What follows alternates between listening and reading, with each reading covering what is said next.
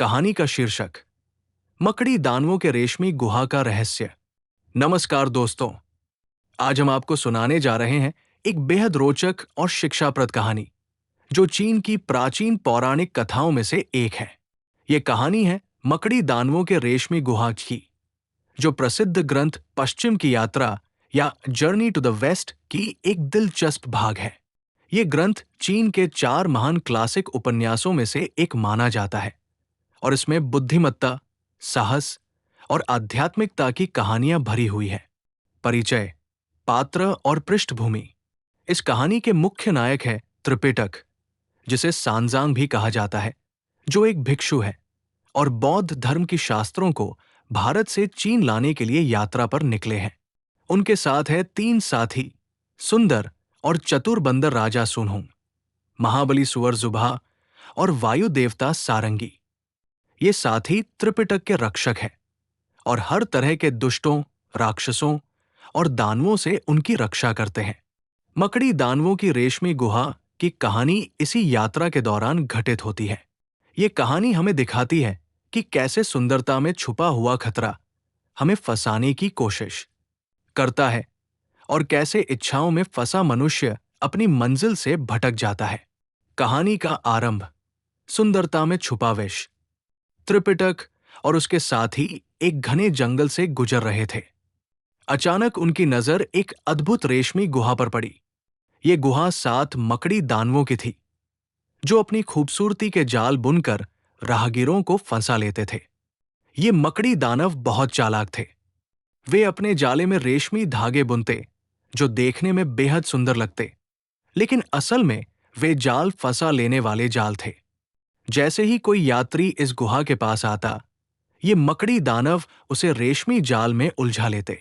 उनकी चालाकी यह थी कि वे अपनी खूबसूरती और मोहक रेशमी जाल से मनुष्य के मन को बहलाते और फिर उसे फंसाते।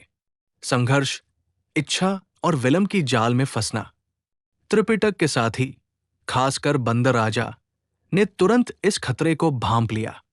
मगर त्रिपिटक, जो अपने आध्यात्मिक विचारों में डूबा था, इन रेशमी जालों की सुंदरता में आकर्षित हो गया। उसकी इच्छा थी कि वो इन सुंदर रेशमी जालों को निहारते हुए थोड़ा आराम करे। इस इच्छा और विलंब ने उन्हें मकड़ी दानवों के जाल में फंसा दिया। जैसे जैसे वे जाल में उलझते गए, मकड़ी दानवों ने अपनी चालाकी से उन्हें और भी गहरे फंसा दिया। ये स्थिति एक तरह से हमारे जीवन का प्रतीक है। जब हम बाहरी सुंदरता या मोह में फंस जाते हैं, तो हमारी मंजिल दूर होने लगती है। मोर, जलती हुई रेशमी जाल से मुक्ति। बंदर राजा ने समय रहते समझ लिया कि विलंब और इच्छा उनको विनाश की ओर ले जा रही है। उसने तुरंत एक तेज और साहसी कदम उठाया। उसने अपने तेज चाकू से उस रेशमी जाल को काटना शुरू किया, और जब जाल जलाने लगे, तो मकड़ी दानव भयभीत होकर भाग गए। ये मोड़ हमें ये सिखाता है कि जब हम जीवन में किसी मोह या बंधन में फंसे हों, तो हमें साहस से उसे काटना चाहिए, चाहे वो कितना भी सुंदर या मोहक क्यों न हो। विलंब और इच्छा में फंसना हमें हमारे लक्ष्य से भटका देता है। कहानी का सार और जीवन की सीख। इस कहानी से हमें एक गहरा संदेश मिलता है। सुंदरता कभी कभी घातक जाल भी बना सकती है। हमें अपने जीवन के मकसद से भटकने नहीं देना चाहिए, बल्कि उन सभी बंधनों को काट देना चाहिए जो हमें रोकते हैं। वास्तविक जीवन में भी कई बार हम ऐसी परिस्थितियों में फंस जाते हैं, जैसे अनावश्यक इच्छाएं, विलंब और मोह, जो हमारे विकास या सफलता की राह में बाधा बन जाते हैं।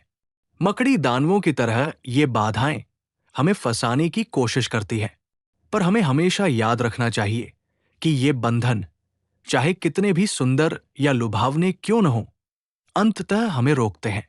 इसलिए हमें चाहिए कि हम अपने जीवन के लक्ष्यों को स्पष्ट रखें, और जब भी कोई ऐसी चीज हमें भटकाने या फंसाने की कोशिश करे, तो साहस से उसका सामना करें, उसे काटें और आगे बढ़े।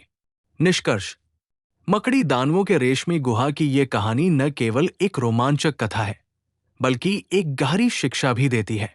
ये हमें सिखाती है कि जीवन में सुंदरता और मोह हमें कभी कभी जाल में फंसा सकते हैं, लेकिन हमें अपने लक्ष्यों से विचलित नहीं होना चाहिए। इच्छाओं और विलंब में फंसने से बचना चाहिए और जब भी जरूरत हो उन बंधनों को काटने का साहस दिखाना चाहिए। आइए हम सब इस कहानी से प्रेरणा लेकर अपने जीवन के जालों को समझदारी और साहस से काटें, ताकि हमारी यात्रा सफल और सार्थक हो सके। धन्यवाद दोस्तों।